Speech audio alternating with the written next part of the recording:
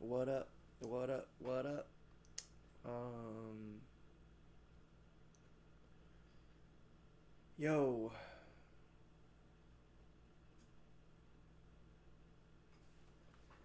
still trying to get some things set up here.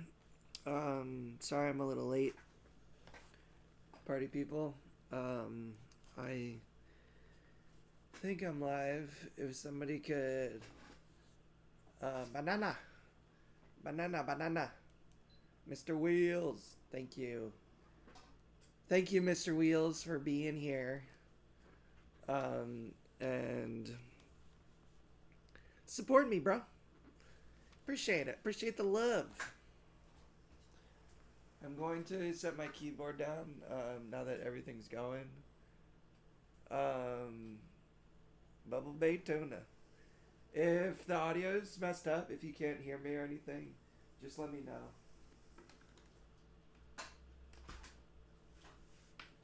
But,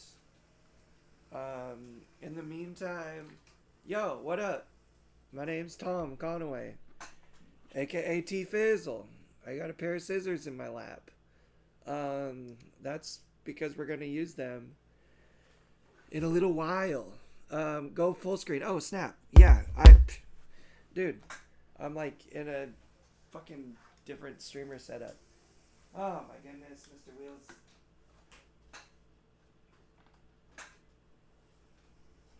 Bruh, thank you for being here and producing me, dude. I'm like my brain is all over the place, Mr. Wheels. Okay.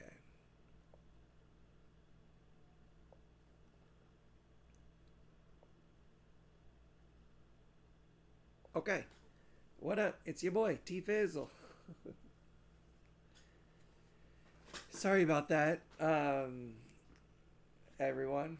AKA Mr. Wheels. Um, yep. Oh snap! Oh snap! When T Fizzle comes through the house. That's right. We're full screen now. Um, as the title says, unfortunately, the thumbnail does not say. I asked Sean if he could update the thumbnail to a cooking one, but maybe the message of the memo didn't get through.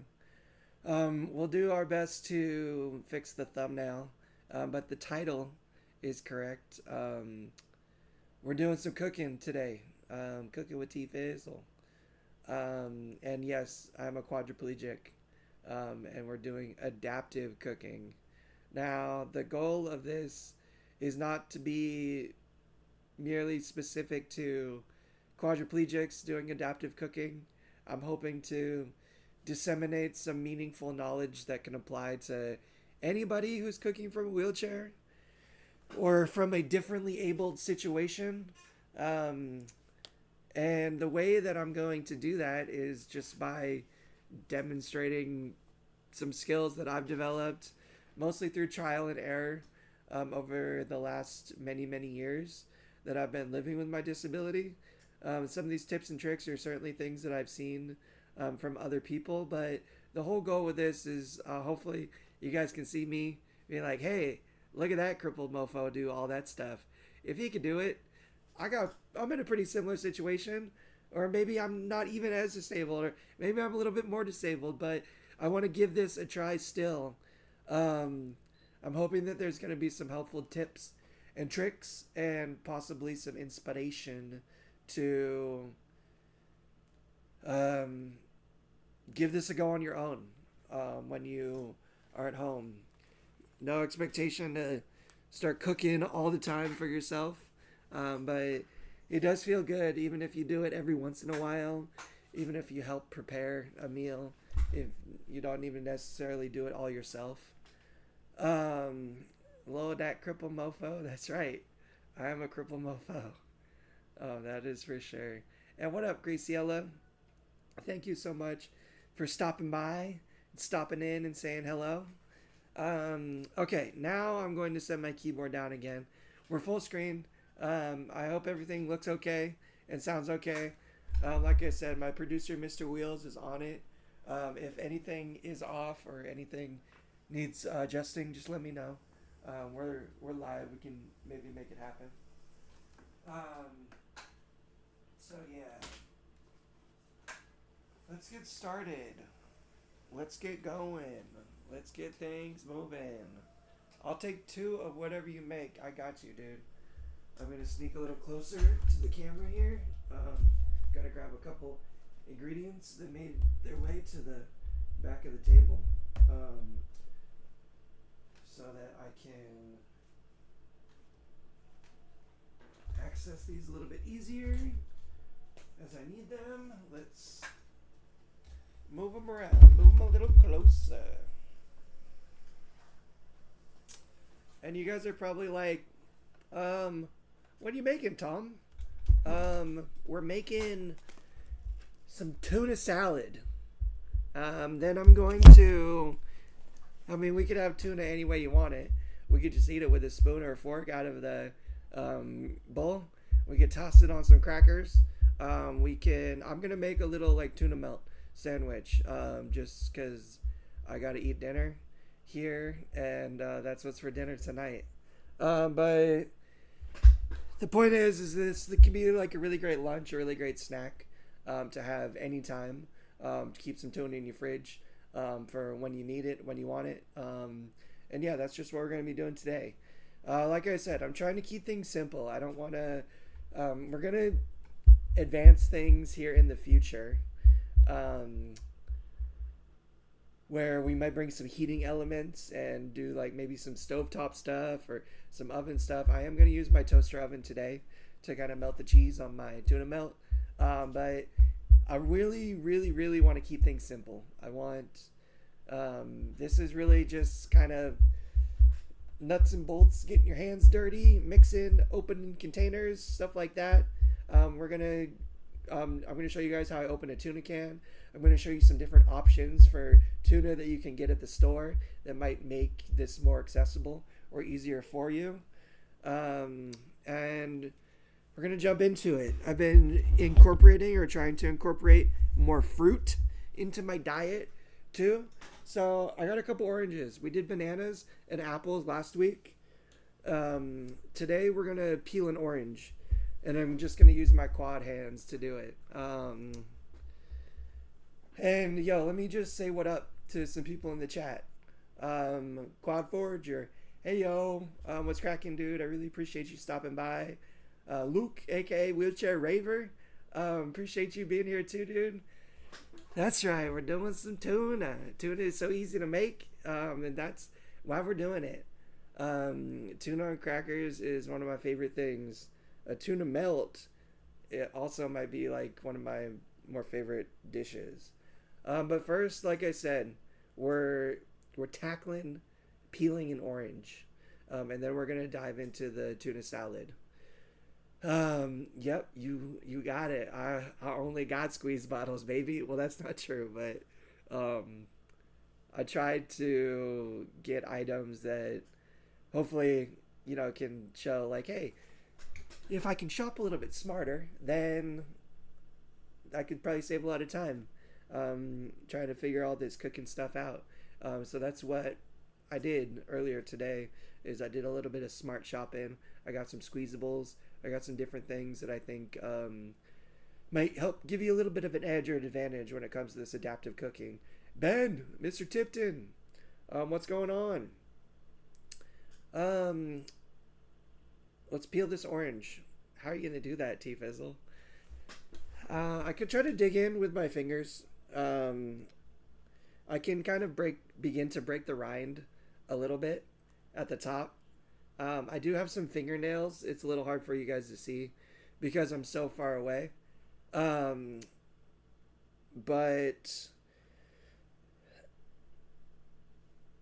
the nails really, I don't know, it kind of hurts me more than anything, trying to like dig into it with my longer nails. It lets me kind of like pierce the rind a little bit, but Mr. Wheels just said it. Generally, if I'm tackling something like this, at least to get the peel started, just bite it, baby. You're gonna get a little bit of bitter orange mist, and like you have to taste the rind a little bit, but that's nothing to be afraid of. And really, we're just getting it started. You can see, I just no, you can't see because it's so far away. You can see I'm getting it started right there. Now, once I got the edge, I'm able to like slide a finger in there and do it a little bit more easily, so I don't have to like sit there gnawing on this piece of fruit. You see me kind of just pushing against my abdomen. This is like just my lazy day, rainy day sweater, so I'm not really worried about getting it too dirty or anything. I mean, obviously, I'm not going to try to get it dirty, but if I get a little orange zest, I'll just count it as some cologne, and we'll call it good. HelloFresh is pre-cut. That's right. We're going to do a HelloFresh week soon, Benny boy. Ben was kind enough to send me a 1-week trial free HelloFresh. And heck, we might even try to lobby it into a HelloFresh sponsor, baby. Let's freaking go. Shout out Mama Conaway. Love you, Mama. Miss Alice Conway in the chat. I hope you're home and you're comfy, and that the rest of your day was nice and chill. And thanks for stopping by. We're peeling a little bit of fruit. We're going to be diving into some tuna salad here in a little while. And here we go.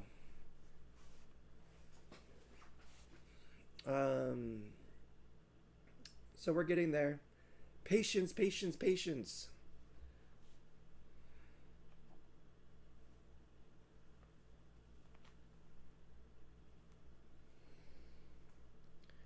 That's really the name of the game.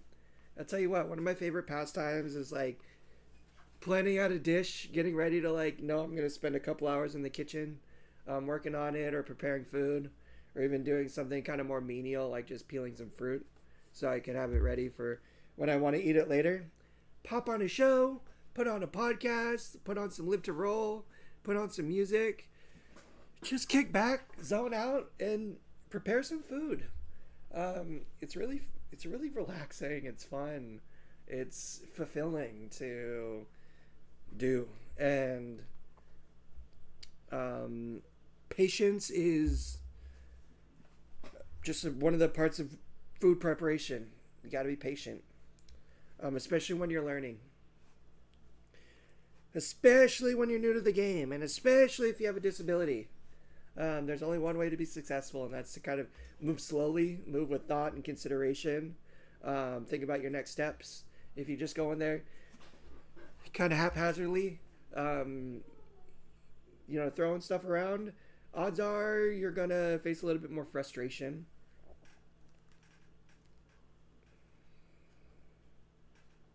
You might end up dropping things. I mean, understand that inevitably you are going to drop things. It's just the nature of it. Last week, I dropped an apple as I was trying to slice it. I dropped my knife. If anything does fall on the ground today, barring the bowl of tuna that I'm mixing, we will try to salvage and pick it up and demonstrate that as well. It's really just a part of the process and a part of the game. If anybody does have any questions about this cooking stuff that I'm doing, if anybody has any other topics that they want to touch on or ask questions about in regards to independent living skills or anything like that, bro, how you not get OJ on you? I'm not damp or anything. I'm not really squeezing very hard, so I'm not bursting the little cells of the orange. I'm mostly just positioning the rind against me and slowly peeling.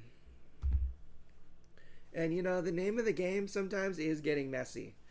In this case, I could totally have put a washcloth across my lap or something and set the orange against that, or a paper towel or something like that. But like I said, I'm not getting juiced up or anything. You can see like my sweatshirt's not like soaked with orange juice or anything.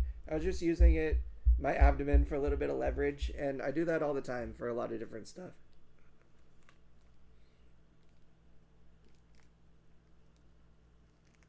And that's right. That's why I smell sweet as oranges. And we're almost done. I mean, not almost. We are.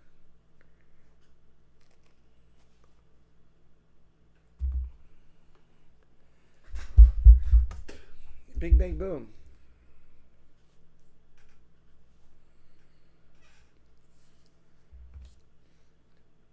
We got it peeled. Well, we got the rind peeled. Bite off the stem on the end so we could pop out these little segments.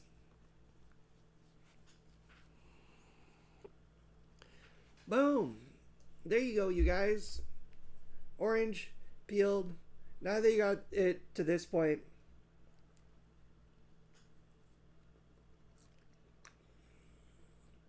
you can just bite off wedges. You could continue to segment the orange with your hands. I got like the little white rind, little pieces of it on me. Just gonna have to sweep that up a little bit later. But that navy orange is dope. It's super juicy. Tastes really yummy and fresh. And there you go. I am gonna just set that off to the side for now. I might snack on it while we continue to work on this stuff. But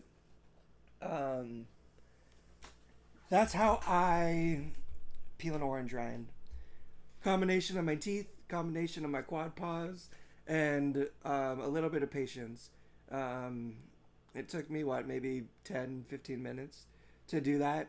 If I wasn't talking through the steps, I certainly probably could have done it a little bit quicker. If you take a knife and you kind of go around and segment the rind at the start, you could maybe make the process a little bit faster, a little bit easier. I just wanted to show you how you can do it with no tools. And again, I didn't get messy or anything. I'm not covered in orange juice or anything like that. If anything, I'm a little fresh from the orange rind squeezing out on me. But now we're going to get started with a little bit of tuna salad, baby.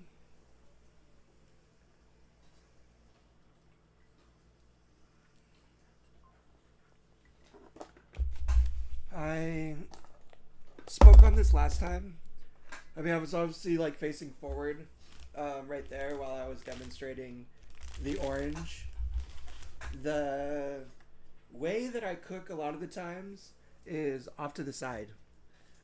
Be turned 90 degrees to my cooking surface, and I'll be kind of leaning over. This is really where the advantage of a power chair comes into play. If I was in a manual chair, I would not have the trunk support. The fact that I'm like kind of lean back, meaning like I'm not really fighting for my balance. But also like the big thing is like I have support when I'm leaning over via my lateral support right here and this armrest. Now the main advantage to that is I'm working with both hands. Normally, if I'm at any kind of table or surface, if I'm tilted all the ways down, I have to like bear weight with at least one arm to like maintain my balance. Like if I go hands free, I'm falling forward, and then it's impossible for me to work like that. But because I'm off to the side, my power chair is able to get me into a nice comfortable position. I can free up my both arms to be able to work with what I need to. I can't do nearly anything with one hand, especially one hand that doesn't have any fine motor control. But if I can free up both arms to operate, to grab what I need, to grab things with two hands, to do more dexterous activities, using both of my hands versus being stuck with one arm, that is where my power chair offers me a huge advantage and also just enables me to be significantly more independent than I would otherwise be if I were doing this from a manual chair or something like that. We got some Dijon mustard. The reason I grabbed it is not to just show that I could, but it's because it's a new bottle.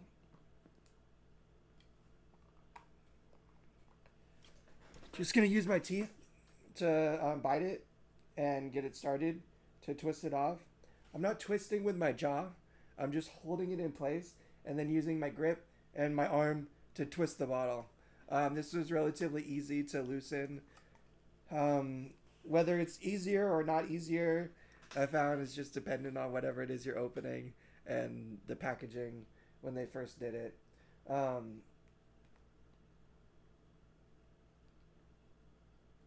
I can't.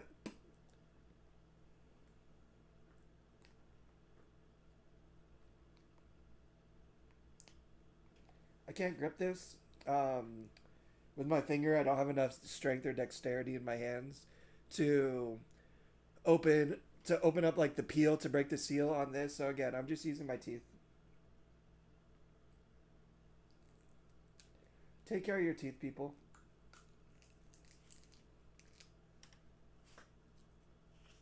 They're super, super important. Brush them, floss them, keep them healthy and strong. Shout out, Bobby. Thank you, man. I appreciate you stopping by.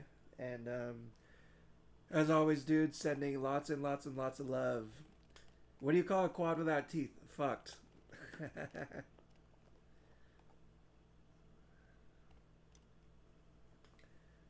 Sorry for cursing, but it's a T-Fizzle stream. Dead, that works too. That works too. But you can always get some dentures or something. Honestly, I like my version a little bit better, but I'm just a little bit biased. All right, we got the Dijon mustard prepared and ready to go.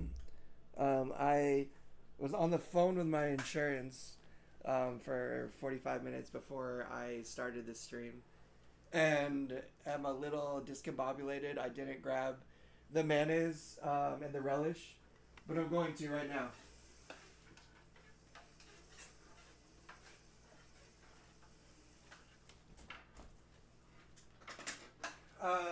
This is something I've talked about in the past and shown off. My fridge, I have a tiny fridge. It's like a half fridge, like a dorm room fridge, a college fridge. It's set up onto like an end table to make it more accessible for me. If it was on the ground, I might be able to access maybe like the freezer or the top shelf. But because I have awesome people in my life that help me make my apartment as accessible as possible, my fridge was put into a location and onto a surface that would make it more accessible for me. That's a big part of doing all of this, you guys, is enabling yourself for success. Making sure your environment is set up to ensure that you're successful. And again, not make it harder or more difficult.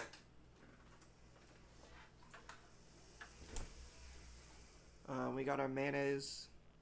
I got to drive my chair, and I was closing the fridge door with my other hand, so you kind of saw me use my chin and my abdomen right there to keep the bottle from slipping and falling. Use what you got. You got to use what you got in order to compensate for what you don't got. So I showed it a lot last time, how I kind of would use my chin to apply force or to hold something in place, keep something from slipping, or just provide a little bit more stability. It's not maybe like the first thing someone would jump to is like, oh, like let me use my chin, or like let me use a different part of my body that's not traditionally used for something like that.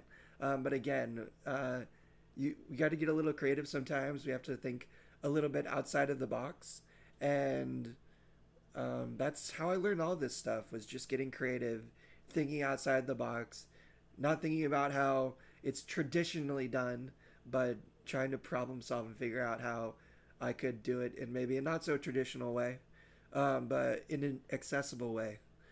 So yeah, that's what we're doing, baby. All right.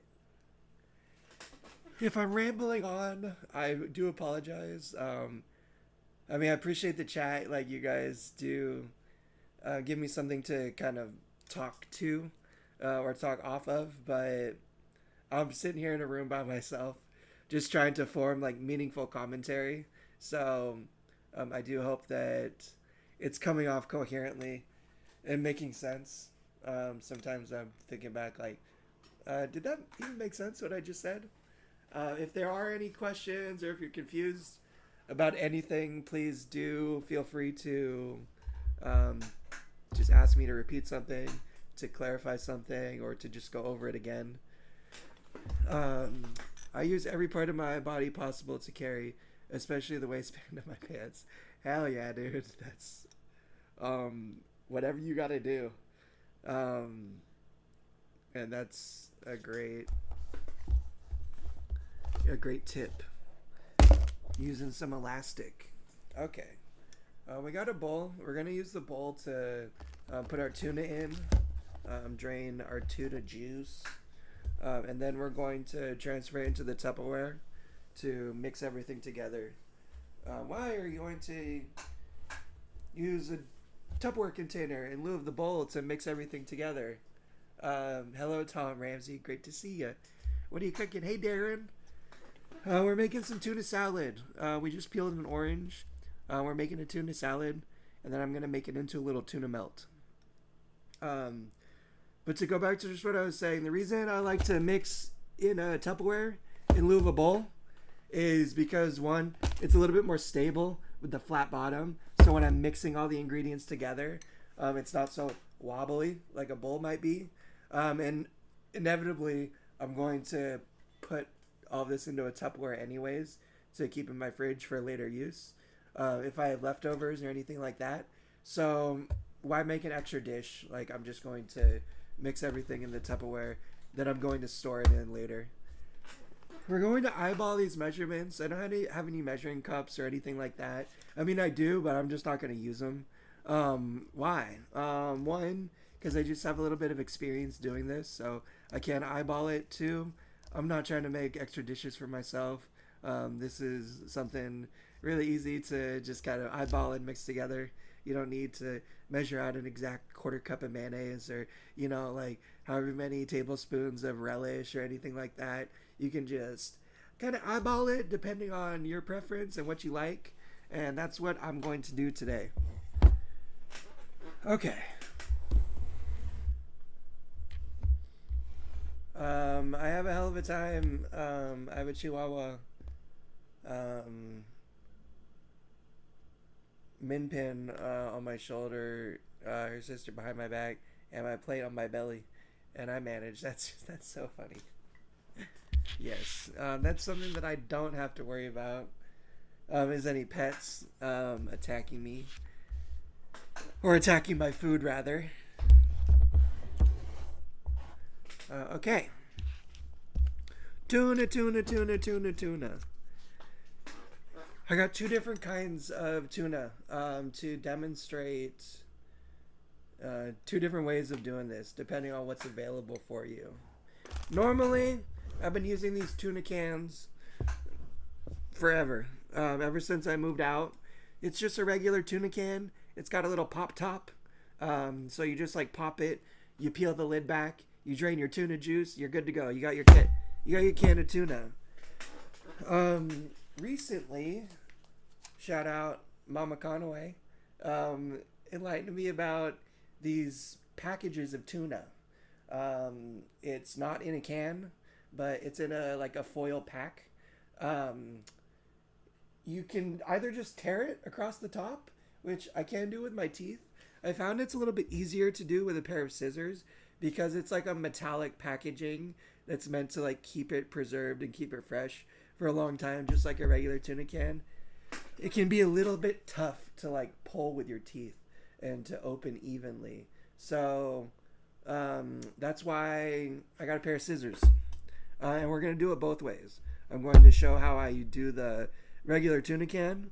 And then I'm going to show, which I think is a little bit easier method of using this different style of packaging. And again, this is just shopping smart. Shop smart, people. Be mindful of accessible cooking ingredients and items when you're shopping. I can't tell you how big of an advantage that can give you in being successful, or just making this like a possibly an independent task in the first place, which it might not otherwise be if you weren't able to have access to an item like that. Again, the reason I show off like different ways of doing this too is depending on where you're located, depending on where you shop, it might not be available. I'm just showcasing, talking about things that I'm encountering. We do all live, I think, mostly in the US of A. So I'm hoping that a lot of what I demonstrate and show is readily available. But in case it's not, I'm trying to show the more traditional stuff as well. Do I have a pair of quad scissors? Do these scissors count as quad scissors because a quad is using them? Maybe, but I guess these are regular scissors. I don't have a pair of quad scissors. I'm going to show you how I do it here in a minute, but before that, we're going to do the can. Let me pull up the sleeves. If you get a little bit of tuna juice on you, just the name of the game, people. Like I said, put on an apron, wear a piece of clothing that you know you can just chuck in the laundry afterwards if you're worried about maybe getting a little messy. Hopefully I won't get messy, but it happens. It happens all the time.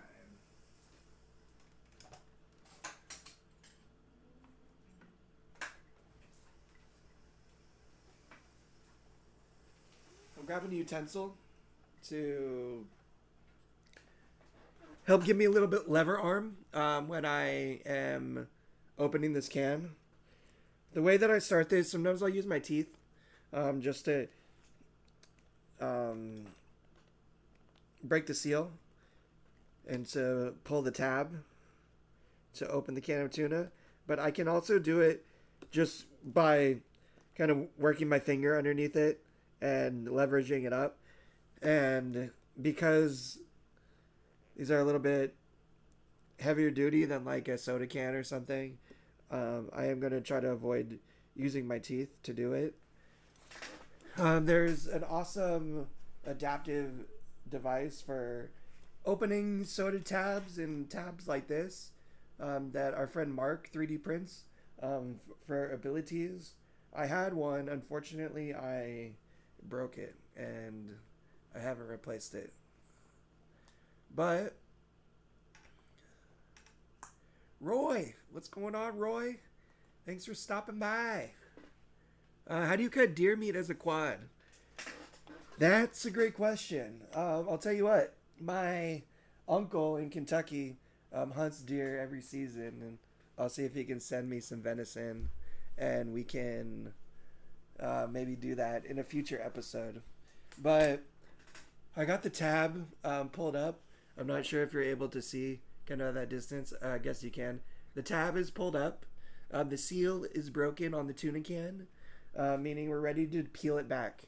This is where I use a little tool just by way of a regular spoon, regular utensil, to give me a little bit of a lever arm to peel this back. And I'll demonstrate exactly what I mean by that.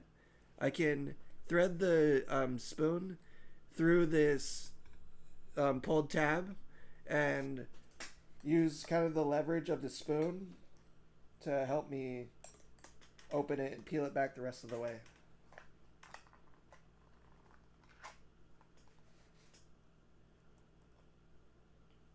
Boom. Okay, so tuna's open. I'm not gonna turn it so much because I don't want any tuna juice to spill out. I'm gonna go drain the tuna can in the sink. How do you do that, Tom? Carefully. And I just, again, I'm going to use the lid, kind of push it closed to keep the tuna meat trapped in the can. I'm going to just turn it on its side using both hands, squeeze the lid, and try to get the majority of the tuna juice out. I have to do it back here at my sink, so I do apologize if you guys are able to see this part. But it's just exactly what I said. I'm leaning over the side. I'm squeezing.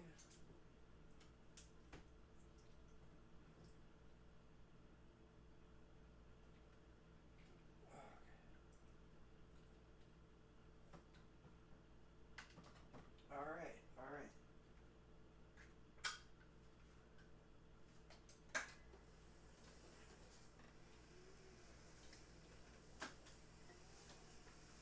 Now I did get a little bit of tuna juice on my hands. I'm gonna grab a paper towel just so I don't get all tuna-y.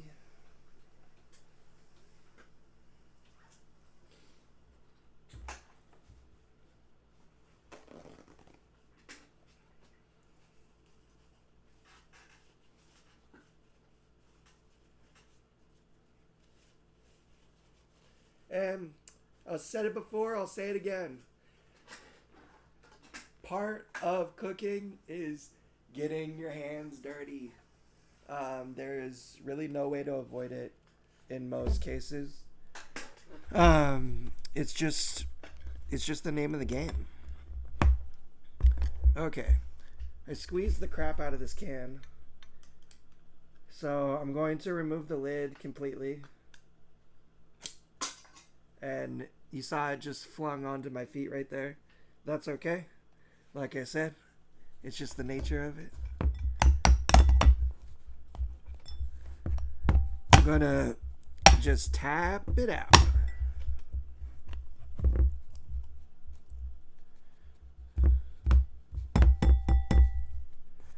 Alright.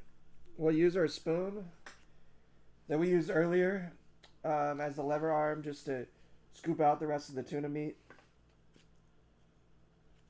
Now you notice what I'm doing here? You just saw me like use my face. I don't have a ton of strength or dexterity to like push with the utensil. So I'm using like my cheek just to give me a little bit extra pressure, a little bit increased dexterity to allow me to like meaningfully scoop. Okay. Now that we did that,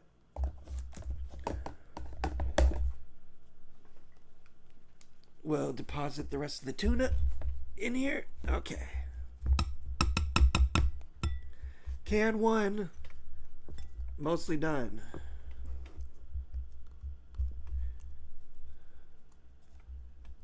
Alright. I'm going to just push this off to the side for now, since we're pretty much done with it. And of course, I accidentally turned my chair off. That's okay. Missed you too, Roy. I hope you're doing well. I hope your lovely wife is doing well. We got some different things going on in the chat. The knives are an L shape and active hand gloves hold knives. I'm going to work on getting some adaptive knives and some adaptive tools in the kitchen. I just do not have very many of them because I mostly don't use them. I kind of just use regular utensils. Apita for life. Hi Tom, just subscribed. Thank you so much for that. Apita, what up, Crypto Rob? We're making tuna salad, baby. I dropped a tuna lid on my feet. I'm gonna grab my grabber so that I can pick it up. The reason I want to get it off of my feet is because it does have some sharp edges. And of course I drop it all the way on the ground. But that's okay, you guys. We drop things. And when we drop them, what do? We pick them back up. I have a reacher. We got it. We're gonna deposit that right there. Okay. Now, that was the tuna can.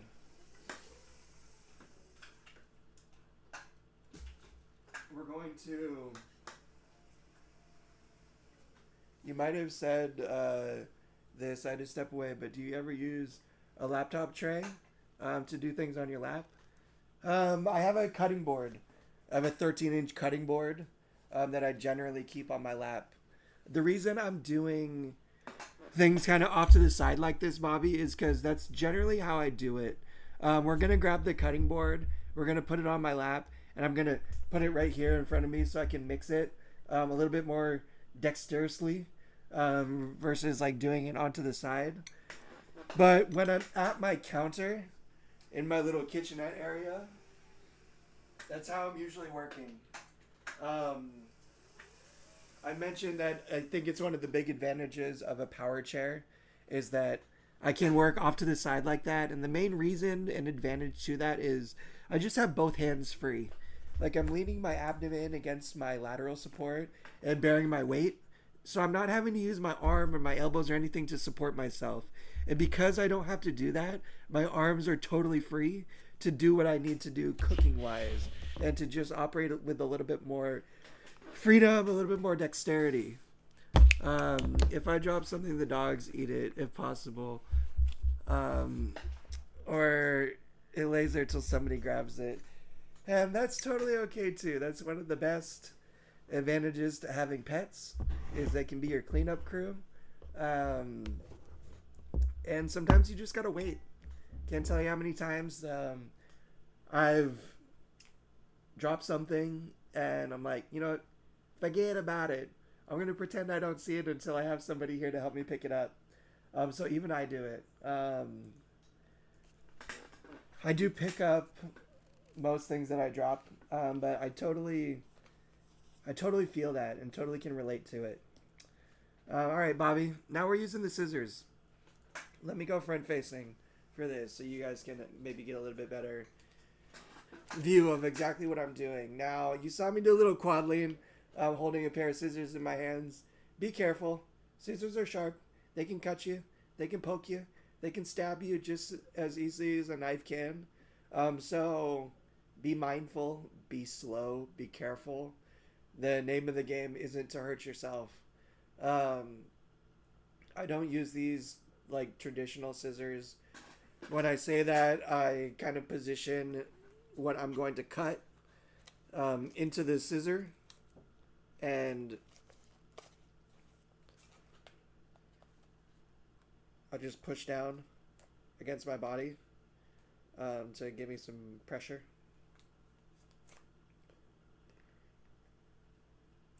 Use my mouth to just open it back up again. It wasn't cut all the way through, so we're going to finish cutting it all the way through. Gonna try not to get any tuna juice on myself. If I do, it's okay. Like I said, that's just the name of the game. I want to see you drop something. Only because I like watching you pick it up. Dang, Mr. Wheels. Well, you got a free show, I guess.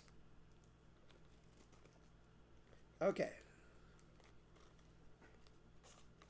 Now, my sweater did get a little bit messy right there. Again, it's just the name of the game, people. I got the package open. I'm going to go empty the tuna juice into my sink and then deposit the tuna back into the bowl.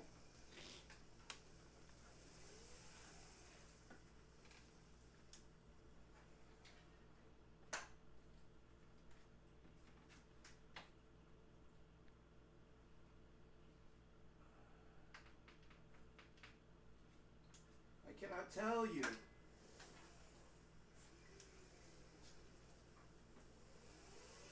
how much easier it is to use these little packets instead of the can. Game changing item right here. They're just so much easier to open. They're so much easier to wield. If I want to like empty the juice from the tuna, like I just tilt the bag and it all pours out. I don't have to like squeeze the can or anything like that. And there we go. It's all in the bowl. I can get rid of the packaging, and I am going to toss it right now so it's out of the way. If you guys see me leaning, doing the quad lean a lot, I'm just fighting low blood pressure. I don't know why I get such extremely low blood pressure when I do this. I don't really get this way all the time when I cook. I think it's like the combination of like talking and doing all this like physical stuff brings my blood pressure down. But if you see me leaning a lot or kind of pushing on my legs like this, it's just because I'm trying to like trigger spasticity to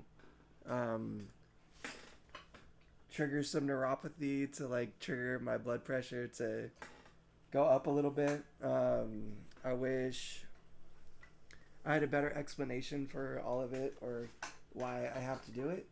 But any quadriplegic that does the lean knows exactly what I'm doing. So if you see me leaning, see it, maybe it looks a little bit weird. That's just why. Okay. Darren can relate. Darren gets the same way. Feels good to know I'm not alone out there, Darren. All right. We got the Tupperware. We got the tuna drained. And we're ready to go.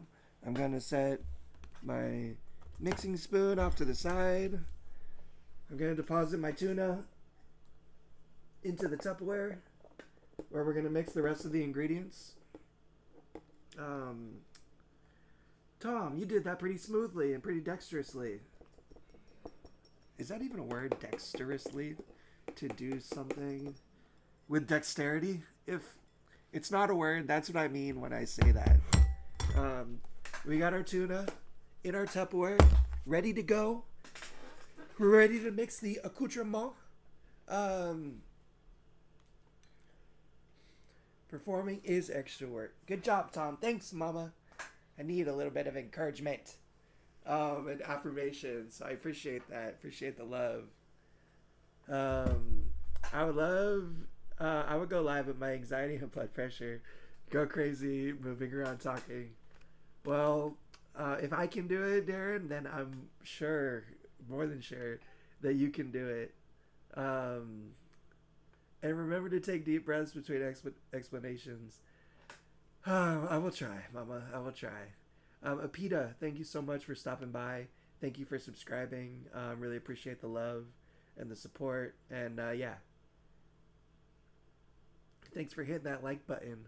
A little reminder, if anybody hasn't hit the like button, give it a go. If you feel so inclined. If you don't, that's totally okay. Alright, party people. What makes a good tuna salad? Onions and celery make a great accompaniment to some tuna salad. As you can see, these are already chopped.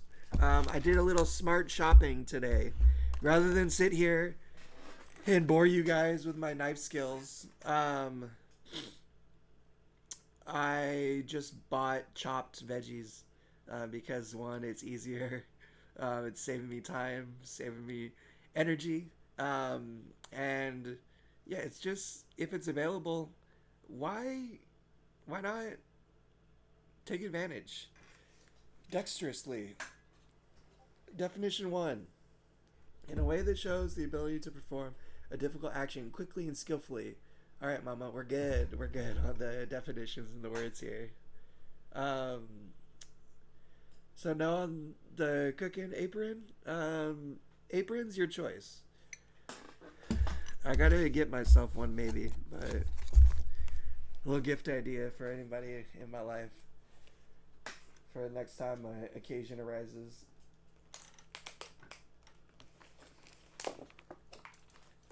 Alright, party people. Dill. A little dill. If that's what you like, I know that's kind of like a staple of tuna salad. I hate dill. I do not like the flavor. I will eat some tuna salad with some dill in it, but if I'm making my own homemade tuna salad, I'm not putting dill in it. One, I just don't like dill. Okay. I got my spoon. I'm just going to spoon some of these chopped veggies into my tuna salad. Now, you could do it that way, or you could just kind of eyeball it, gently shake some in there too. That way it's slightly more messy. You might miss your container a little bit. I just trying to save time and energy. If I would have sat there and spooned all that I just kind of sugar poured in there, it would have obviously taken me a couple minutes longer, maybe, or a minute or two longer. What size am I for the apron? I don't know if they come in sizes like that. I'm usually an XL. You're gonna buy me one, Mr. Wheels? You do not have to do that, dude. But if you do, that's really sweet. Really appreciate it. Albacore tuna, onions, salt, lemon, Old Bay. Heck yeah. Technological Monk. First of all, that's a dope name. I love that name. And we're going tuna. We got onions. We got celery. I got mayo. I got some sweet relish. I got some Dijon mustard. We do have a little bit of seasoning salt. We're going to toss in there. It's got salt and pepper and maybe a couple other little things. I like to maybe put a little bit of smoked paprika in mine too if I happen to have it. I do not have any on hand with me today. But the nice thing about this stuff is it is whatever you want it to be. There's nothing wrong. Sorry for my runny nose. It's just a part of the low blood pressure that I'm experiencing. So if you see me get a little snotty, I do apologize. But I'm doing my best here. I had a can of New England clam chowder that had Old Bay in it from the store. It's spicy and tasted terrible. Well, not all spices are the same, and not all spices are for everybody. So when I say you can't really mess up, just do what you like. Make the tuna salad that you want to make, not that anybody else wants to make. All right. Now let's add a little bit of mayo. Again, with this stuff, you can always add more. And of course,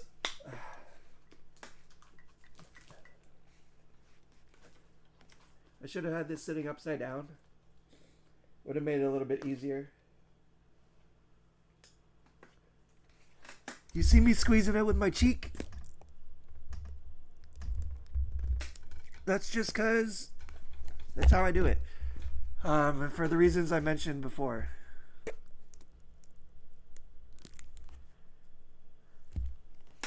I don't like too much mayo in my tuna salad, so I'm just going to go a little light to start. If I feel like I need to add any more later on, that's what I'm going to do.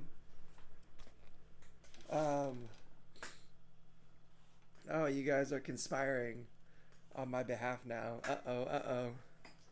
Well, I appreciate all the love. The onions and the celery were a little close to the edge. So the name of the game is not to get celery and onions all over my floor. I'm going to just put those in a safer location. We got in the mayo. We got some sweet relish. Again, you notice these are all squeeze bottles. I I thought about doing a little bit of spice, mama. But again, you know me. Alright, a little bit more relish.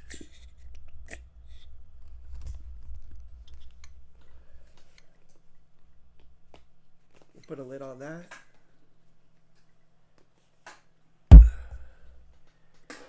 Alright. Give me a second, you guys. And this is a part of cooking too. Is just taking your time. If your body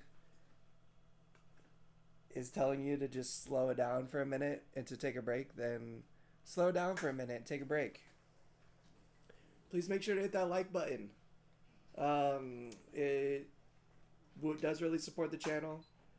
Appreciate you, Bobby, reminding people of that, and thank you for the compliment. I appreciate it. I just put a lot of relish in my tuna salad, so I got you, Bobby. I'm gonna grab a drink while I'm kind of letting my blood pressure recover.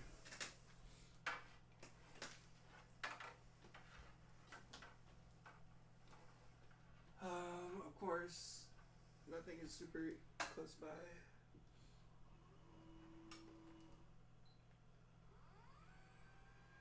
Just gonna grab a little Sprite. Just give me a second, you guys. Bear with me.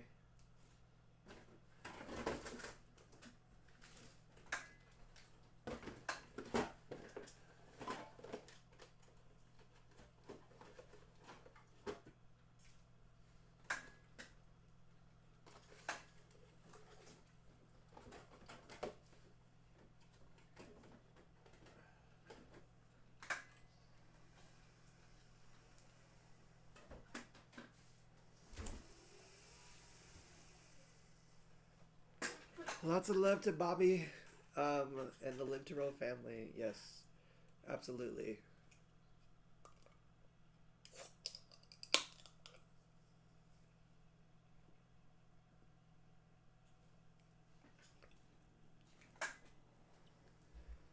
Oh, that's better.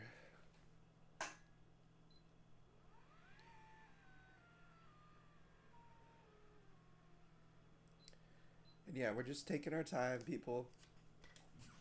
Slowing it down a little bit. Appreciate the chat filling in and helping out. And I always provide a little extra love as that last final ingredient in all my dishes that I make.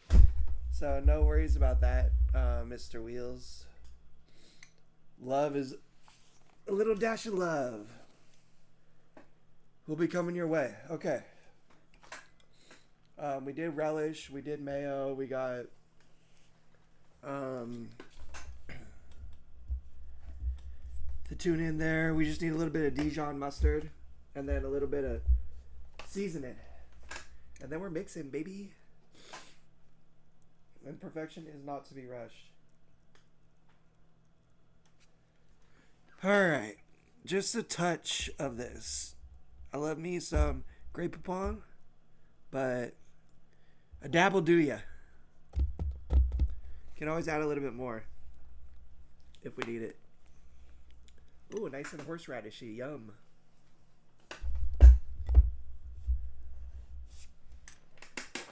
All right, now let me grab my seasoning. Again, I should have had this prepared, but we're doing it live, baby.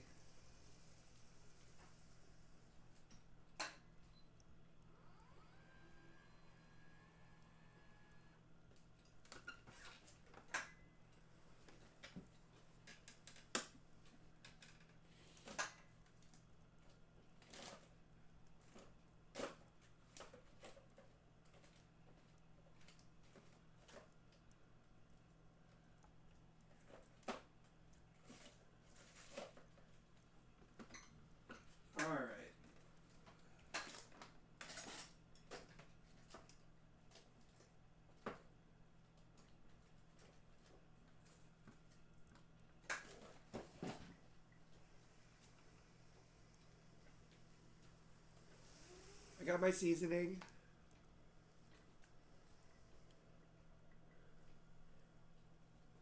Every drink, soda or candy, blood pressure check.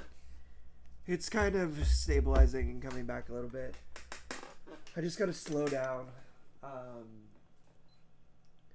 I'm not gonna pass out on you guys or anything, but I thought about getting a little wasabi to put it in there, but the Grey Poupon has horseradish, and that'll be more than enough.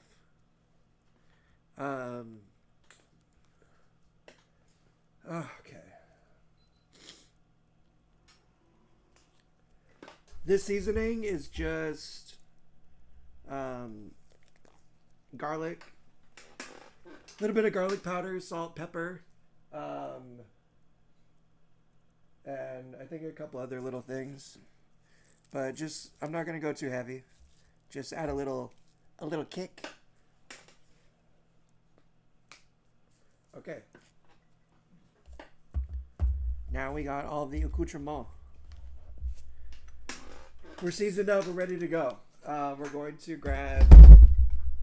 Sorry, don't knock over the table. We're gonna grab my cutting board.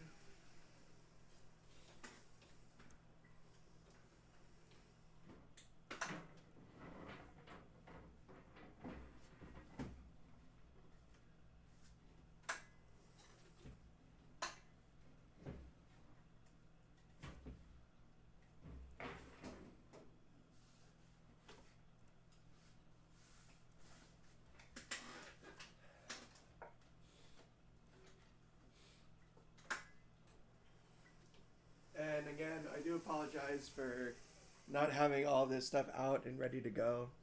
Give me 1 second, just off to the side right here.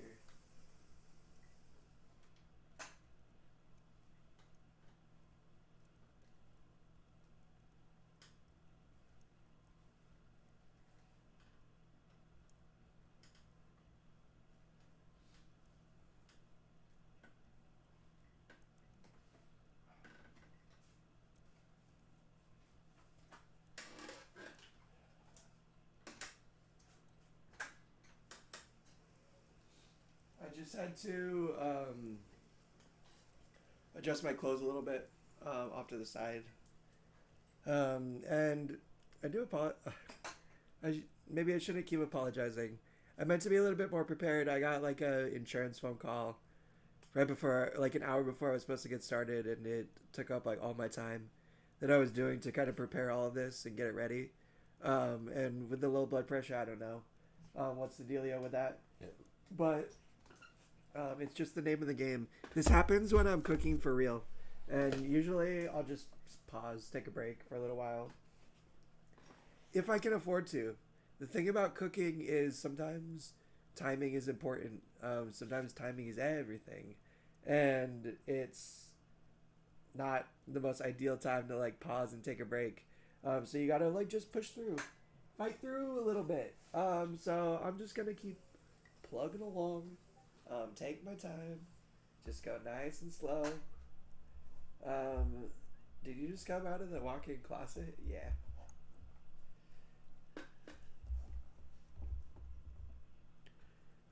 I came out of my bedroom area. Alright, you guys. Let's mix this bish up.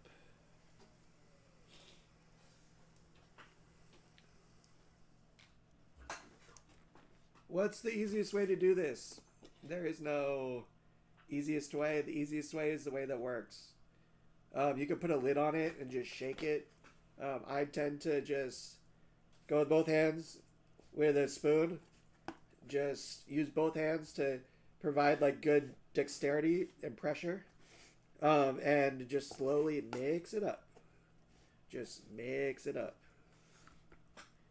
The Tupperware can dance around. That's what I'm trying to avoid. If I do pull in any direction, I kind of try to pull like towards myself. That way like the Tupperware is sliding towards me instead of away from me. The last thing you want to do is drop this once you've like made all your stuff. You got all your ingredients together. The last thing you want to do is drop it. Sorry, runny nose over here. Runny nose, runny nose.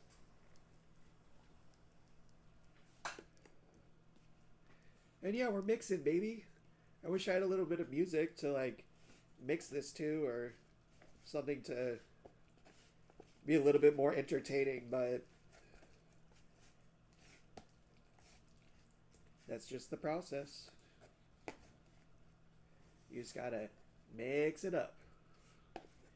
Just mix it up.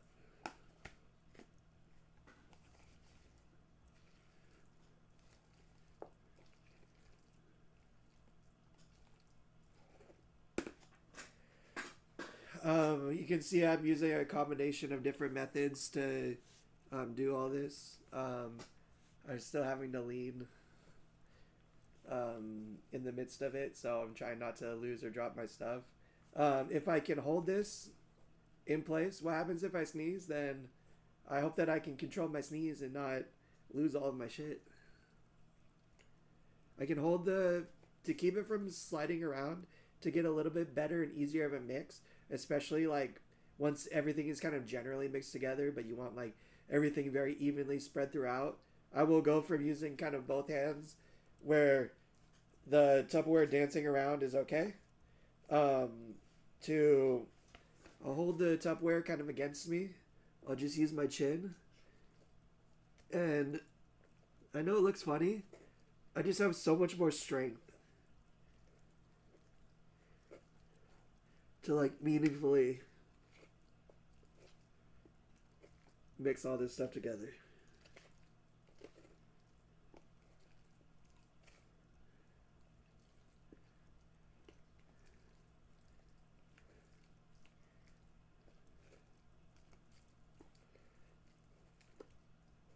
And it's not about how you look.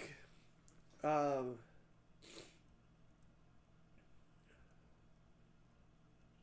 you know, like I said, and I'll like continue to repeat this, the best way is the way that works. The best way, or the easiest way, is not always like, it might look weird, or it might look funny, or it might look strange. It doesn't matter. As long as you're able to successfully get your task done, that's all that matters. And we got a very evenly mixed tuna salad. And now we can eat some of it. I can just take a spoon, give it a little try.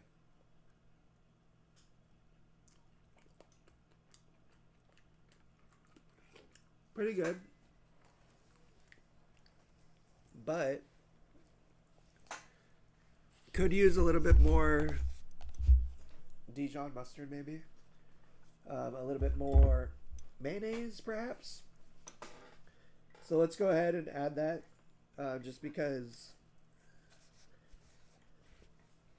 I could just call it. No worries, Bobby. I appreciate you hanging around. I hope you have a great workout. You can come back and check out the end of the video for the final product if you feel so inclined. We're just going to add a little bit more mayo, a little bit more. You saw my sliding board slip down. That's okay.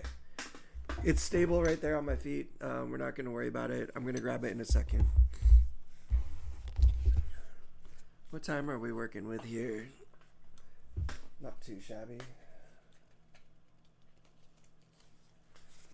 Let me get my spoon out of there.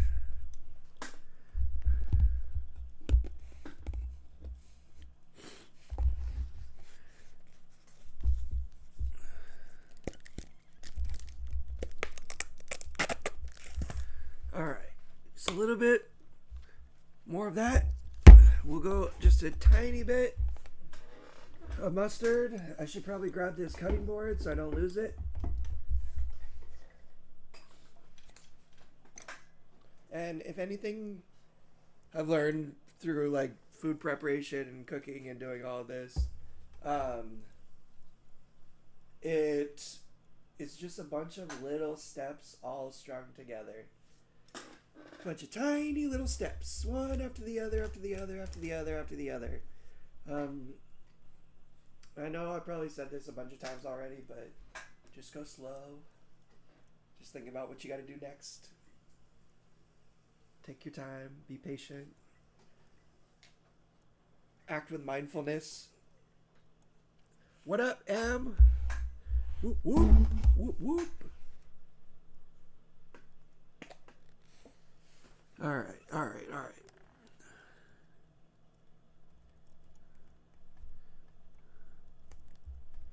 Okay. Just a little dash. Just a little dab will do ya. All right.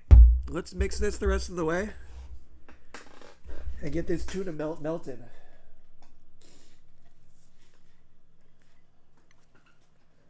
So we're going to just do the same as before.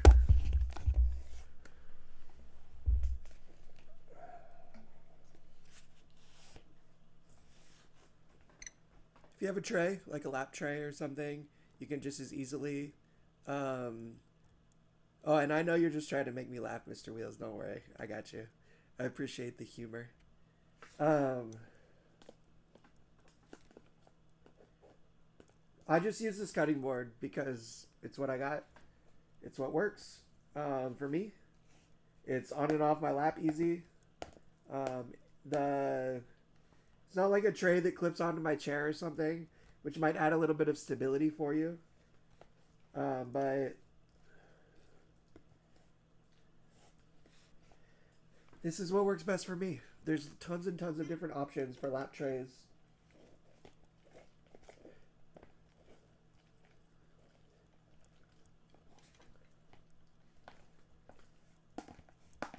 Make sure to scrape all the corners. Make sure to very evenly mix everything.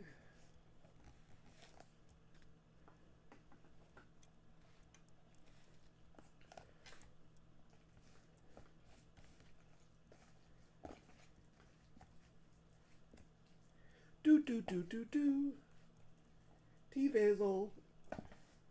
Mixing. Tuna salad.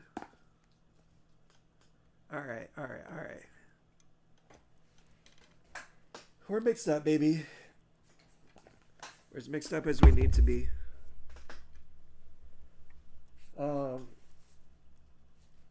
Nose, chill out, dude, please.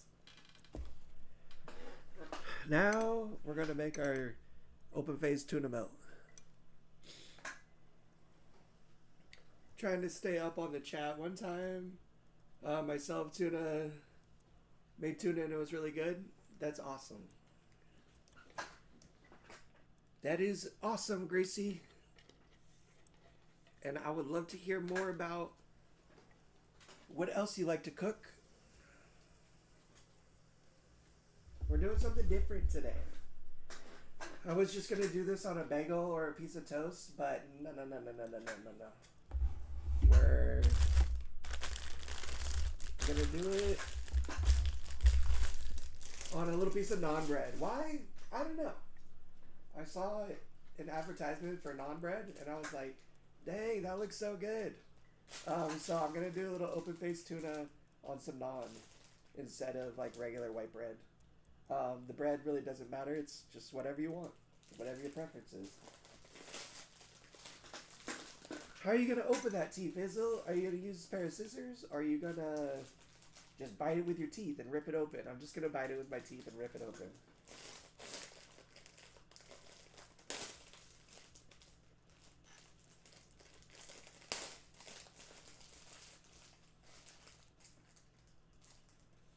Try to keep all the trash on the table so I can easily dispose of it later. I just got the corner ripped open enough to fit my thumb in there. Then I can kind of put my thumb in there and use my teeth to open it the rest of the way.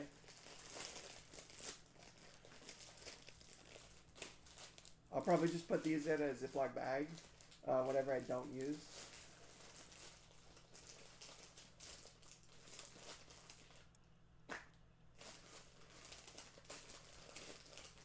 We got one. We got two. The rest we'll save for later.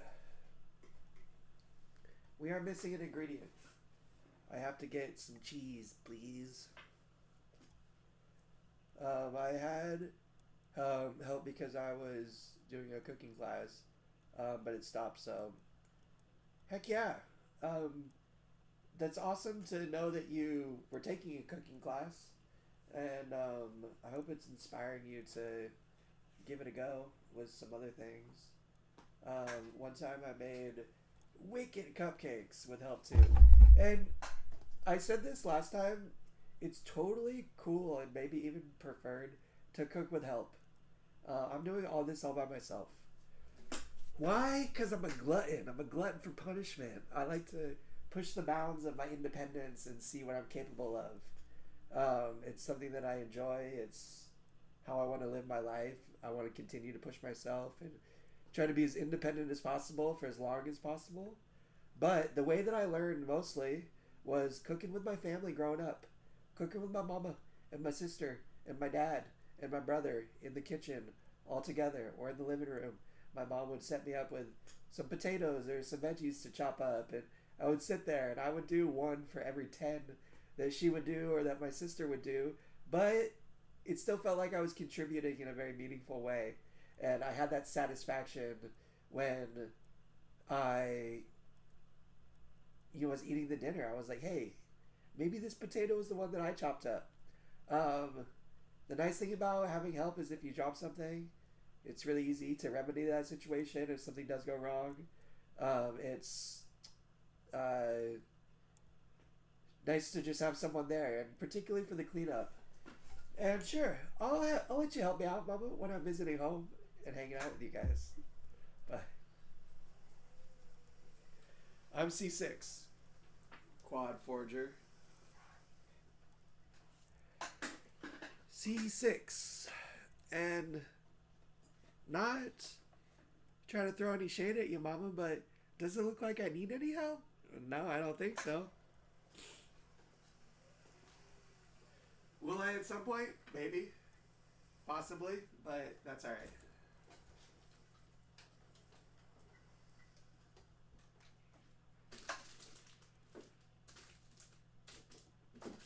I'm just getting my cheese.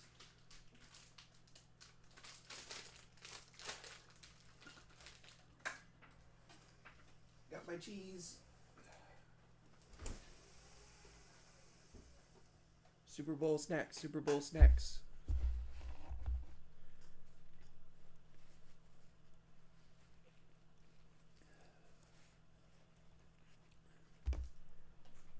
But, you're also coming from like the perspective of a mother. It's probably not ever easy to watch your child struggle or do something when you could intervene and help, but we all have to grow up eventually. We all move out. We all have to flap our wings. We all have to learn skills for independence if we want to survive on our own. And that's just what I'm doing, Mama. You know that better than anybody else. So no need to express your frustration. Am I in LA? Yes, I am in LA.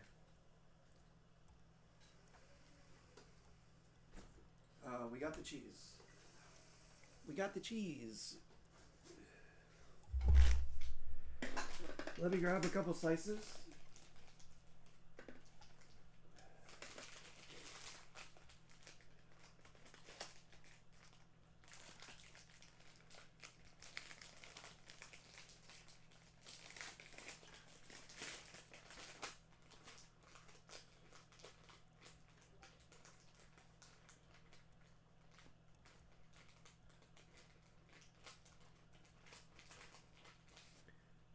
I give you a cooking tip for a few people that know about. It's called smoked salt. You can get different types of wood, smoked salts, which gives a lot of flavor, like cooking on the grill. That's a good tip. That naan bread looks delicious. Yeah, baby.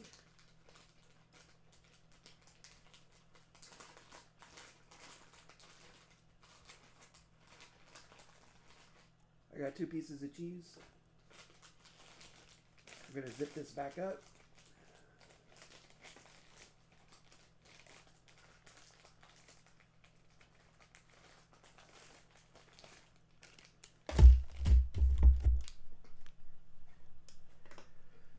Okie dokie, you guys. I appreciate you being patient with me. I know I'm going a little slow. Um, that's just the name of the game. unfortunately. It's go slow and take your time. I'm also experiencing a lot of neuropathy in my lower abdomen. If you like see me keep like kind of pushing against my stomach, I have a bladder stone right now, and it's causing me some discomfort in the way of not really pain, but like neuropathy, nerve stuff that's going on. When I push on my abdomen like that, it kind of triggers my nerve sensation, and it gives me a little bit of respite or relief for 30 seconds or a minute before it starts to come back. So if you see me doing that a lot, that's why. I know it probably looks super weird on the camera. I promise I'm not just like punching my own gut. I am just like pushing on my lower abdomen to try to mitigate some of the less comfortable sensation that I'm experiencing. But again, this is just life. Sometimes if your bladder's not feeling that happy, you still gotta eat. Still get hungry. Okie dokie. We're gonna make our little open face tuna melts right here. Just gonna slowly spoon a little bit of tuna on here. Sticks a little bit to the spoon. See me using the back of my hand just to pull it off of the spoon so it doesn't stick. Don't be afraid to get your hands dirty. Just make sure to wash your hands before you get started.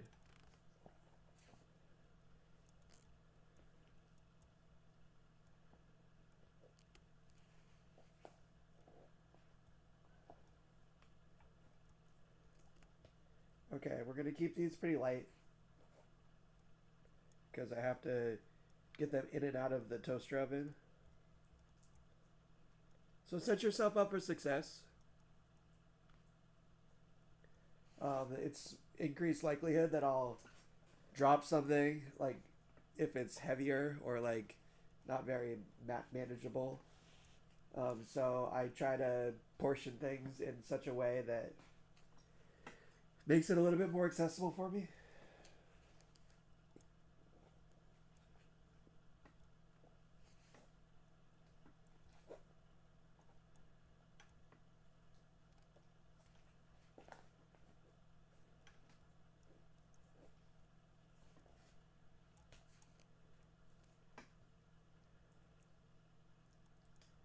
Almost there.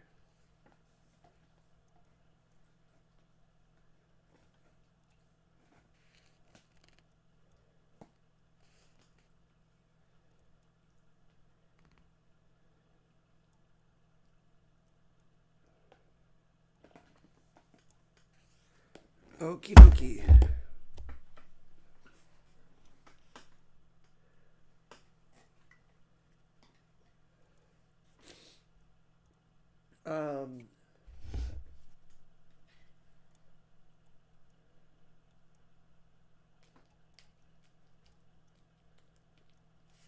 Just to give you a little preview. I know it's probably not the best angle to see all this stuff, but there we go. A little bit of open face tuna salad on some naan. Get them cheesed up. And there we go.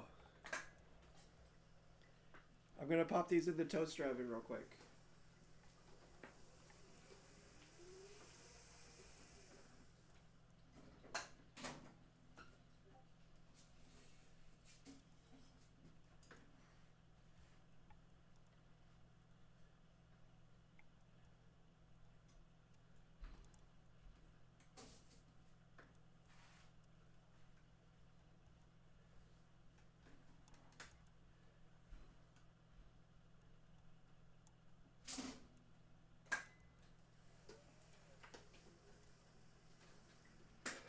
Success, success, success.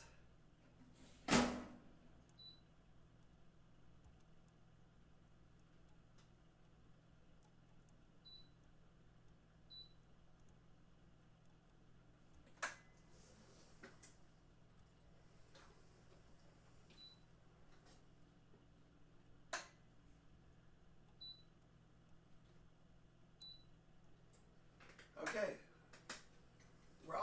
spaces. I'm going to clear up a little bit of space.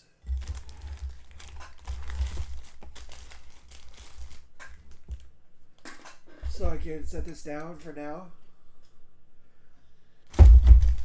And thanks, Gracie. I appreciate you saying that. Makes me feel better when I'm going a little slow or having to take my time to know that I'm not alone. That other will have to as well. I put those in the toaster oven. I don't know if you could see me. I wish I had a camera back there. We're going to work on that for future episodes to get a little bit better look into all processes and steps.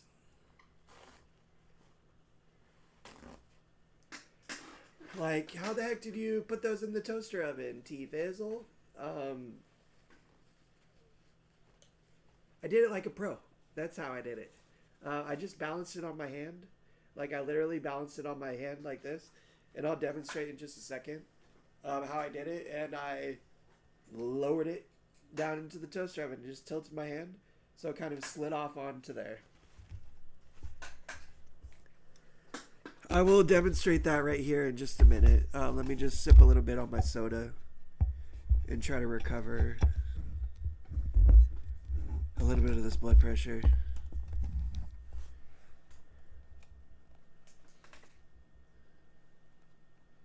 Another little quad tip or trick. This isn't a full soda can. It's a Sprite Mini. It's like 7.5 ounces instead of 12 ounces. They're much, much easier to hold in your hand, even if you have very, very weak grip or limited dexterity.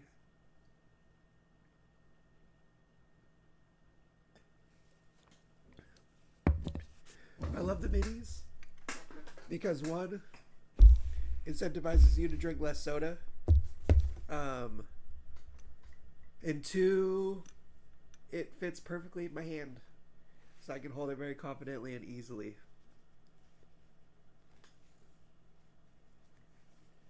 I'm gonna go off camera for 1 second. Just adjust myself a little bit to try to feel a little bit better. And you like the live shows. Really shows the time it takes to cook. Not like the cooking shows that are pre-recorded and edited. Great job. Thank you, Mama. I appreciate it. And I appreciate you too, Gracie. Of course. Thank you, thank you, thank you.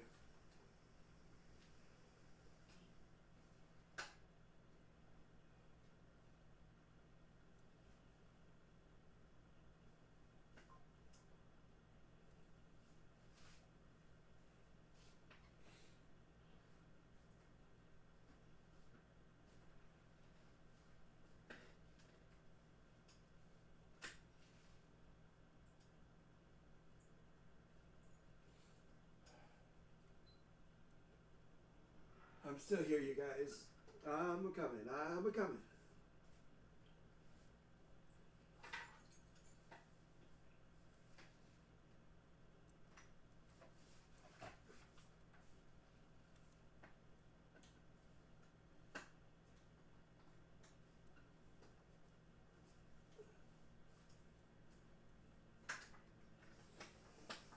All of us are different in our own way, and that's okay. That's totally right. Very well said, Gracie. Okay. Our cheese is getting melty. Our open-faced tunas are looking really good. I'm gonna have a piece of orange in the meantime. If you missed the very beginning of the show, I mentioned I'm trying to incorporate more fruit into my diet. We peeled an orange. We didn't segment it all the way because I kind of just segmented it with my teeth.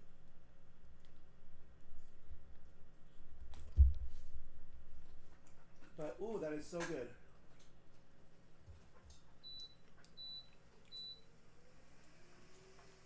Alright. Toaster oven just beeped.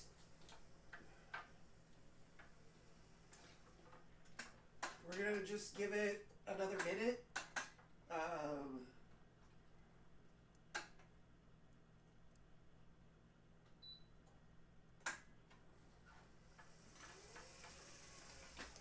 I turned off the broiler. I just want to get the cheese all melty on top. Um, and then I'm just gonna let it cool down for a minute inside the toaster oven. It's gonna continue to get a little bit more melty to crisp up the naan a little bit, but it's also I'm just gonna let it cool down enough to be able to safely grab with my hands. Um, I'm going to contact Gordon Ramsay and see about him asking a quad chef, making a quad chef cooking competition where people make tuna fish sandwiches. Technological monk, let's do it, dude.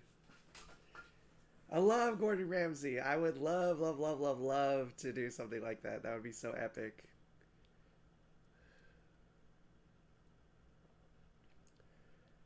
And yeah, we're just chilling. This is our downtime. Sometimes there's a little bit of downtime with your cooking. I'm actually getting a little warm, and since I turned on my oven, I'm going to turn on my air conditioner. So just bear with me for 1 second, you guys. I just got to cool my apartment down a little bit. Cool myself down.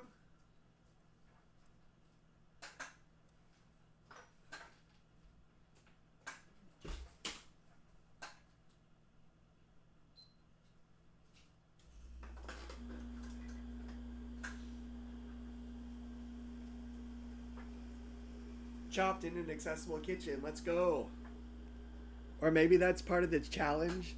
One of the quads is in a non-accessible kitchen, or part of the kitchen isn't accessible, and they have to overcome the challenge.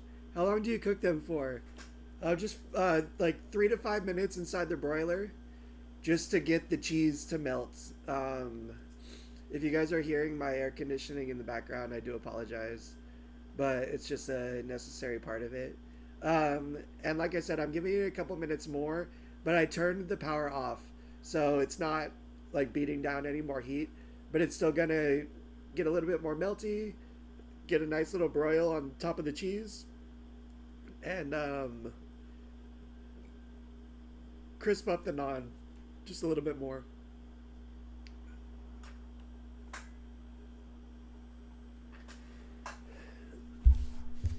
And there's lots of different ways to do a tuna melt. Um, I grew up eating a lot of open-faced ones because that's just how my dad made them. I love sandwiching, like doing like a closed-faced one, where it's just like a more traditional sandwich. You can like fry it up on a skillet. I think I've even maybe done that before on a live stream. Um, this is probably my favorite way of doing it though. Like two open-faced with their own piece of cheese. I can just like broil it.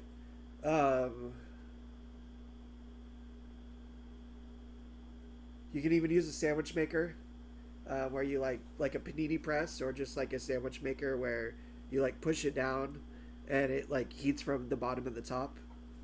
It makes like a tuna melt that way. Lots and lots of different ways to do it. An accessible kitchen would be amazing.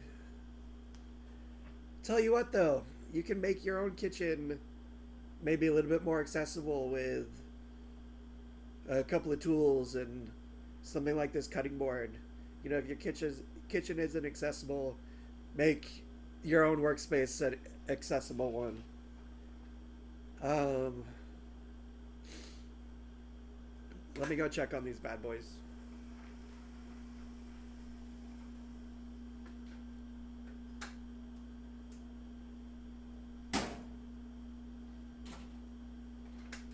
Oh yeah.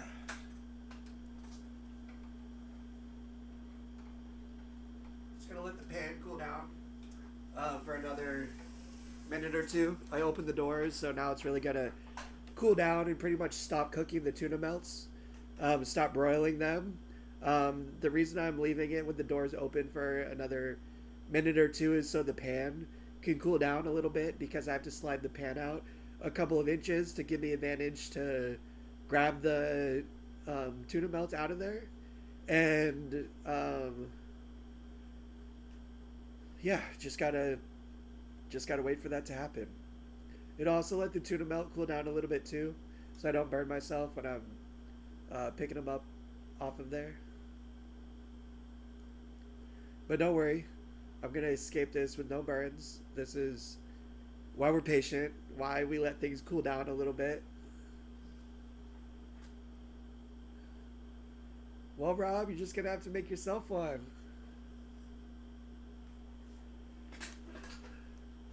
Hire me for delivery, baby.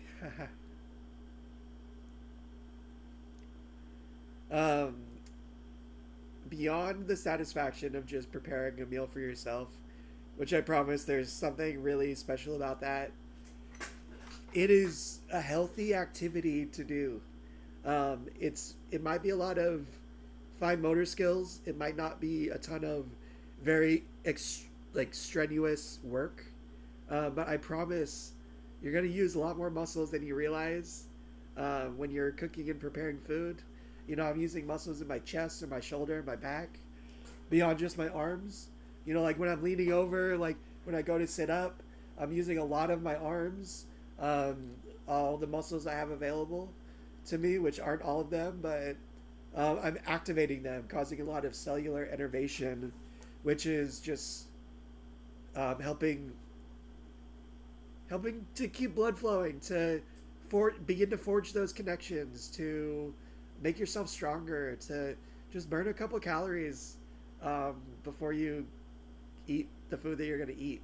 Um, it, I promise, it's a little bit more of a workout than you realize, and that's a benefit. Like that's a beneficial thing because the name of the game always is to strengthen yourself, and that will like lend to making this easier in the future because you're going to be a little bit stronger. You're going to have a little bit more dexterity, and I promise it gets easier every time you do it.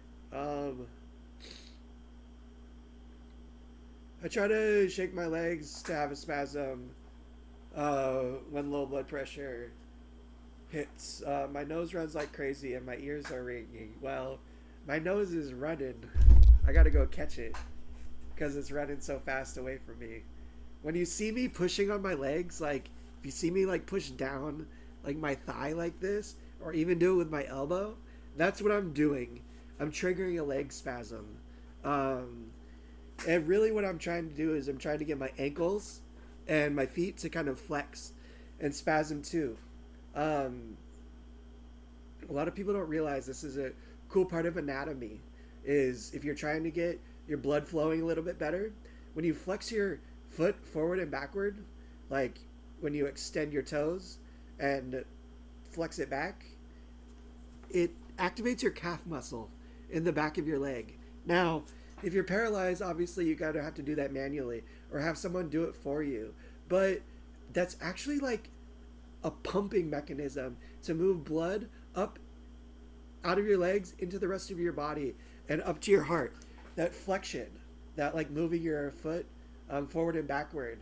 It's funny. It's like almost like you're at a well or something, like pumping water. But it's actually helping really increase your circulation. So when I'm triggering that spasm, I'm actually trying to get my ankle to kind of flex and extend and like retract back because it actually does help your blood flow better. It's like increasing your blood pressure by promoting like better circulation and actually like pumping a little bit of blood back up to the rest of your body. There's a little anatomy lesson for you guys. Something to maybe be mindful of and think of when you are feeling low, if you're like laying in bed or something, or if you have a caregiver or someone around to help you, have them do that for 5 or 10 minutes. Just kind of, you know, not hyperextend your ankle or anything, but just flex it up and down, you know, like move it up and down like that and do it for a few minutes. Give your body a chance to adjust and get a little bit of blood flowing and, you know, give your blood pressure a chance to change in a positive direction and see if it makes a difference. It might not. You're like, Tom, I don't know what the heck you were talking about. I just noticed that when I'm triggering my spasms and I see my like foot do that, that's what I think about. And I do think it's helping move a little bit of blood and hopefully increase my blood pressure when it's super, super low like this. It might be interesting. Maybe before I finish this stream, I'll take my blood pressure. I have my blood pressure cuff. I'm just kind of curious what it is, but maybe not, because it'll probably scare my mom too much, and she'll be like, of course, Squad Forager. I just want to say thank you to everyone that's stuck around and is hanging out for this stream. I love doing it. I hope it doesn't seem like I'm struggling with it too much. Again, this like low blood pressure thing, it doesn't always affect me. But I'm also like fighting a couple forces going on with my body right now. But I just really appreciate your guys' patience, your kindness. Thank you for keeping the chat popping and making me feel like I'm not sitting here just talking to a computer screen. It makes me makes this easier when I know I'm talking to people. And I just want to say thank you. I really appreciate you guys hanging around for this. I hope that some of this information is helpful and positive, and you're getting something out of it, if only just entertainment.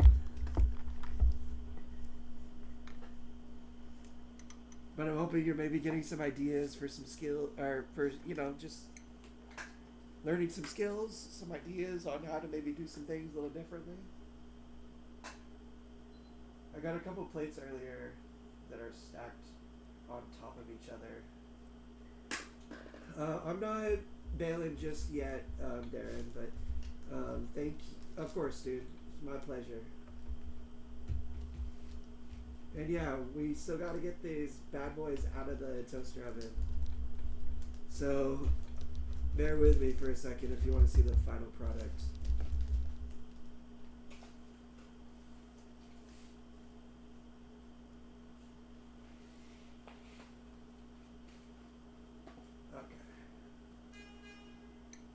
Okay. I got the plate.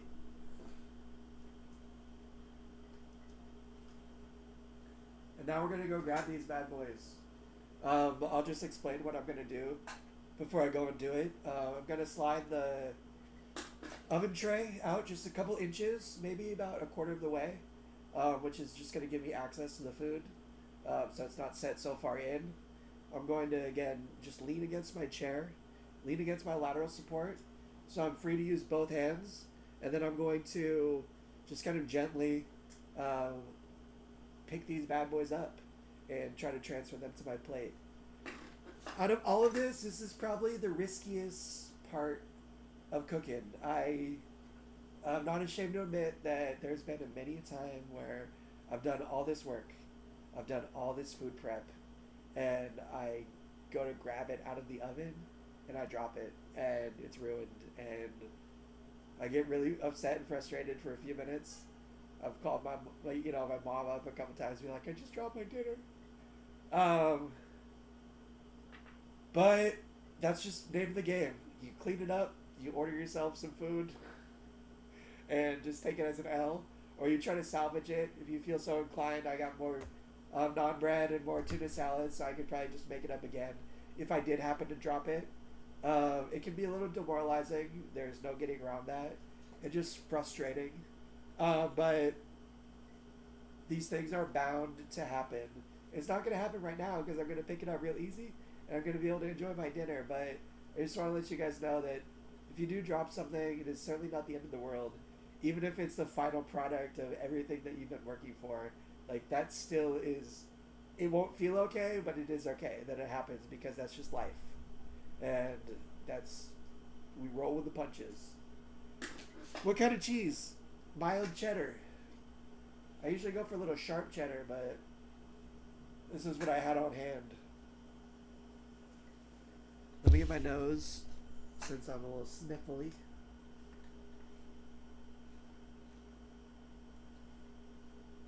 And let's grab these bad boys out of the oven.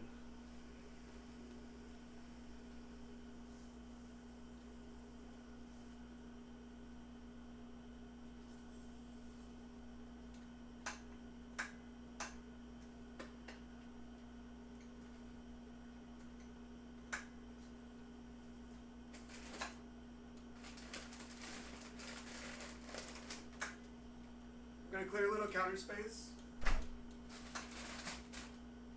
I'm actually going to set my tray onto my counter because if I lean over with it on my lap, it's more likely to fall. It's actually a little easier for me to just grab it and lift it up onto the counter rather than to like kind of swing over onto my lap. That might not be the case for everybody, but that's just the case for me.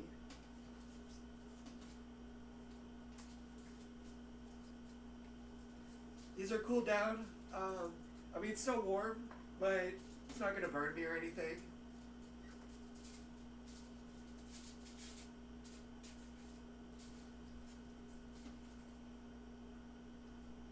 Just use both hands, get my fingertips underneath it, and bam, we got one. So we're eating something.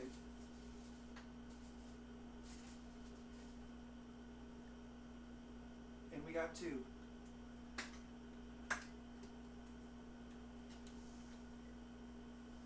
These skills, like holding the food in my hand and driving with my elbow, these are just more advanced quad skills.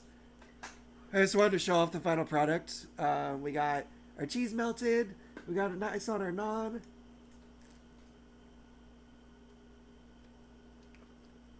Little cross-section action right there. And ooh, that's good.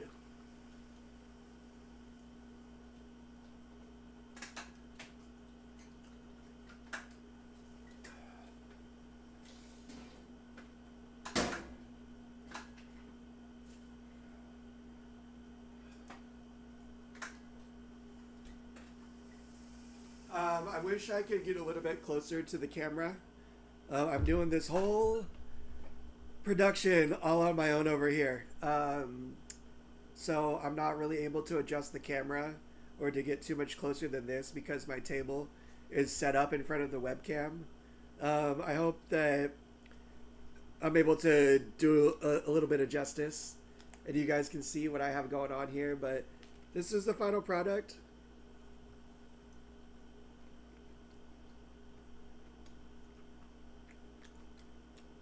Oh, that tuna salad's super dope. The cheese is nice and melty, a little crispy on the edges. The naan is really good. It's actually garlic naan, so I'm getting a little garlic notes in there. And yeah, I love naan bread. Naan bread's like one of my favorite things. And I'm just munching.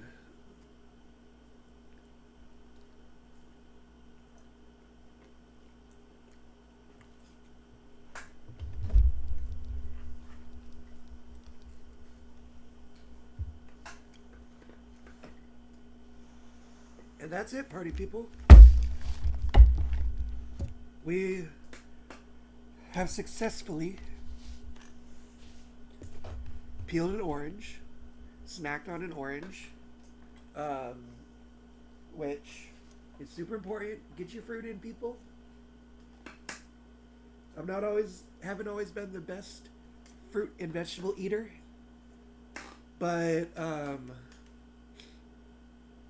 I'm trying to incorporate those more into my diet because they're really good for you. They help with your digestion. They help with everything. Thank you, Darren. Thank you, Gracie. Thank you, Alice, aka Mama. Thank you, everyone. This is it. It's been a while. It's been, gosh, we're going on like almost 2 hours here. But 2 hours out of your whole day? I don't know. I remember my dad spending as much time cooking dinner when we were growing up, or anybody preparing food.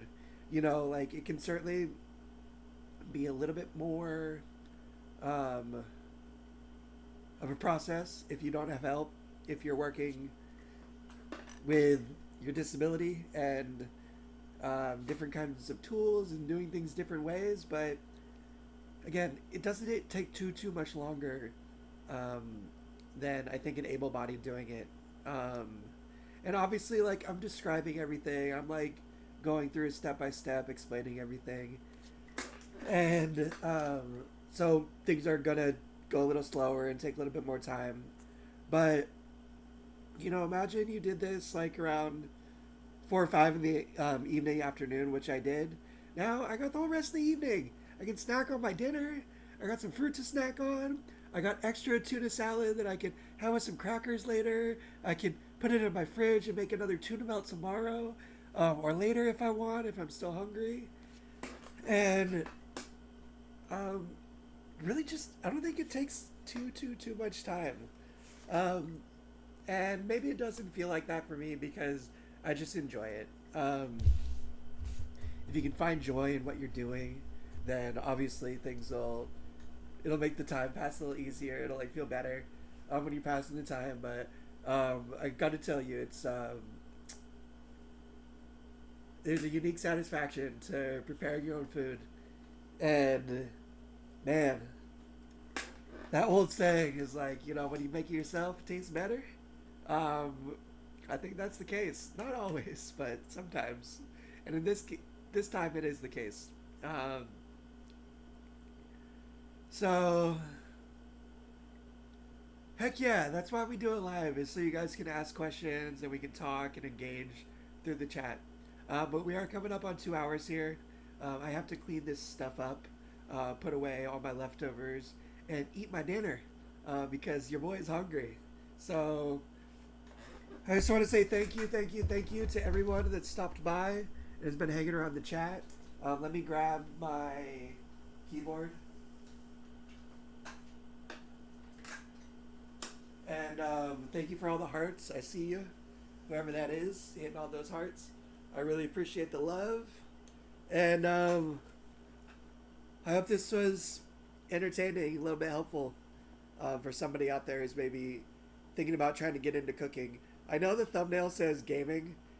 I'm going to talk to Sean. Unfortunately, I don't have control over that myself. I did mention it yesterday, but I think he may have already scheduled it. So we'll try to get a better thumbnail up, maybe showing me cooking or something. So I do apologize for that. And the plan is to be back next week for some more quad cooking with T Fizzle. Or I guess I should say adaptive cooking with T Fizzle. In the meantime, if you guys try anything during this next week, I'll be really excited to hear about it next Wednesday. And we'll have something new, something fun, something tasty to all prepare together. So, love you guys. Peace out. Live to roll. Thanks for hanging. Bye.